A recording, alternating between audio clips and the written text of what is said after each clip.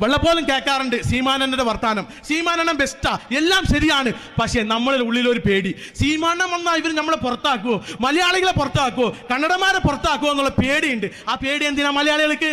വരേണ്ട ആവശ്യമില്ല.